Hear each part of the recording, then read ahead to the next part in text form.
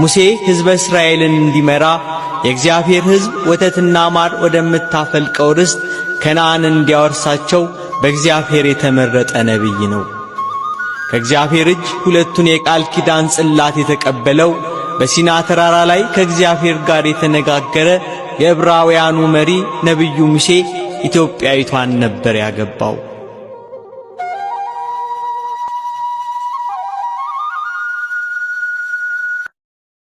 ሙሴ ከባለሟልነቱ የተነሳ እግዚአብሔር ጌታዬ ተገልጠ ፊትህን ልይህ አለው። አልቦ ዘይሬኢ ገጼ ወየሐዩ አሐተ ሰዓተ የኔን ፊት አይቶ አንድ ሰዓት ጸንቶ መቆየት የሚቻለው የለም አለው። ወዳጄ ወዳጄ ትለኛለህ እንጂ እንግዲያውስ ወዳጅነቴ ባለሟልነቴ በምን ይታወቃል አለው። እንግዲያውስ ገበሬ ካልጣረባት ካልጋረባት ዘር ካልወደቀባት ከድንግል መሬት የበቀለች ስንዴ ብትሰዋልኝ እገለጥልሃለሁ አለው። ሙሴሰ የዋህን ኩሎሙ ደቂቀ እስራኤል ሙሴ የዋህ ነበርና ለጊዜው አገኛለሁ ብሎ በየዋህነት በራእይ ሲባክን በልቡናው ሲያወጣ ሲያወርድ አድረዋል።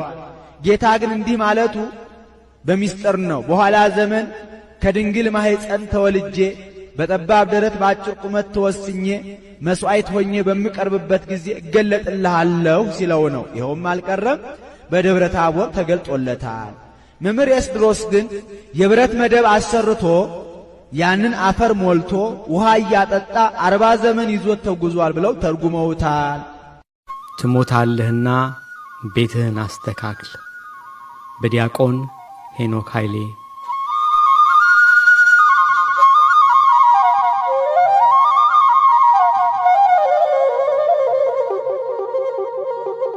ንጉሥ ሕዝቅያስ በጠና ታሞ ተኝቷል። ነቢዩ ኢሳይያስ ሊጠይቀው መጣ። ሆኖም እንደ ልማዱ እግዚአብሔር ይማርህ አላለውም። ለጆሮ የሚከብድ ቃል ጥሎበት ወጣ። ትሞታለህና ቤትህን አስተካክል።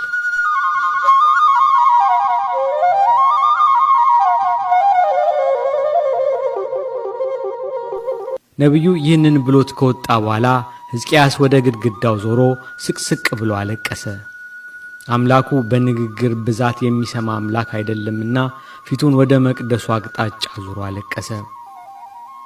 ከጥቂት ደቂቃ በኋላ ነቢዩ ኢሳይያስ ሌላ መልእክት ይዞ ተመለሰ። እግዚአብሔር እንዲህ ይላል፣ ጸሎትህን ሰምቻለሁ፣